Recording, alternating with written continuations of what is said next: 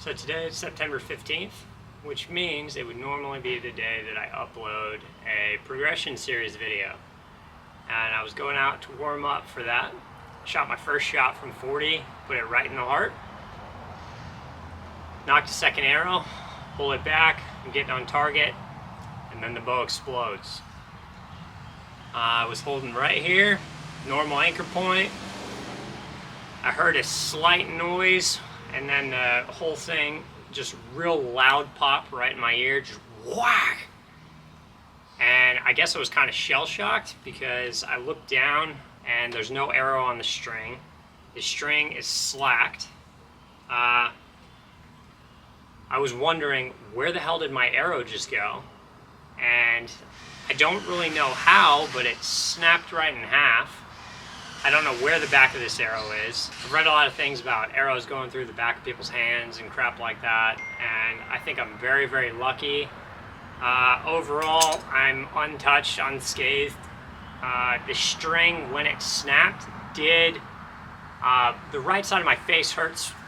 Not too bad. Scale of 1 to 10, 10 being agonizing pain, 1 being like nothing, maybe a 3. But I can definitely feel where the string moved across my face, starting at the lower part of my jaw and dragging its way up past right behind my right eyebrow. So that's kind of a scary thing to think about, because it's like, what if that was an inch forward? Would my right eye still be here? And that's actually the first thing I did after I heard the loud snap and I realized what had happened. I closed my left eye and closed my right eye to make sure, like, do you still have both eyes, you know? Because at that point, adrenaline was just kicking in. I thought something just really tragic had happened, which obviously the bow broke, but I'm in one piece, which is the important part. You can always buy another bow. Damage. Let's talk about the damage. So the cams overall look decent. The modules look decent. What actually happened was that the cable broke, one of the cables,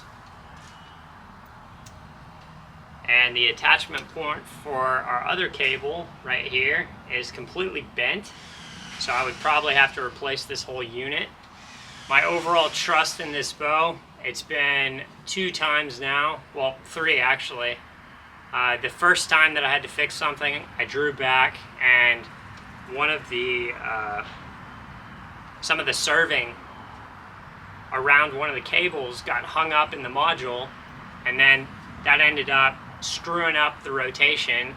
So I took the module off, put it back on, screwed the screw right back. It was fully screwed in, and then 20 shots later, the module bends out at a 30-degree angle. I had to replace the module probably a month ago.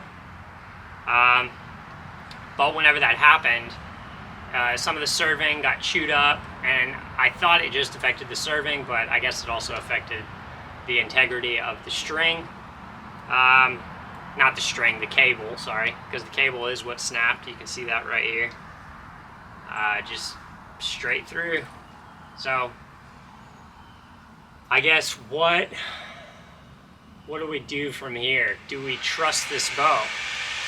Because besides it chewing up my cable, which shouldn't have happened, besides having to replace a module and buying that, which was an extra $60, which shouldn't have happened, now, yes, I probably shouldn't have been shooting with the cable and string that, even though I did think it was just the serving that was compromised, I probably should have replaced the string. So if you have a wear point on your string or anything like that, these are very different from traditional bows. They house a lot more energy. Don't take the risk like I did. I'm extremely lucky that I didn't get an arrow through the hand, that I didn't have a gash mark across my eye. I'm just very lucky that I'm pretty much untouched. Don't play the risk game. Make your stuff as prime as you can. Make sure everything's up to date. There's no wear. I do not really trust this bow any longer. This is the 3rd thing in a period of 4 to 5 months that I've dealt with having to do with these. So I'm probably gonna trade this one in It probably has next to no value now because I'm sure the limbs are cracked through. What part of the bow is still good? So I have a QAD HDX arrow rest. Thankfully that still functions. You can see it, it'll still bring it up and it'll still drop the way it should. So I'll take that off of there. That's 270 bucks that we just, that was spared. Now we have a Trophy Ridge 1 React Pro on here. The sight, thankfully, undamaged. So that's another 278 bucks. So that's awesome. So about 556 bucks of savings right there, roundabout. And then we've got, let's see, did we save anything else? Yeah, we'll be able to salvage the quiver. That's only like 50-60 bucks. It's a G5 quiver. These are very simplistic quivers, but I like them. I'm sure there are micro fractures in these limbs, and the fact that the attachment points for the cables up on the cams in the module system, those are bent to crap now. Show you a close up of that. You can see that. Right where this cable comes in, this is bent up, and I would have to take this whole thing out, flatten it out. But in my experience with fixing things on bows, which with compound bows is relatively minimal, if you bend the metal back with the amount of force that these bows are needing to be able to withstand, the next time you pull it back, the bend that you just set in by either using a hammer or a vise or whatever you use to straighten it out is probably just going to reoccur because that metal will never be as strong. Yeah, sad day. This was the first bow that I spent like legitimate money on.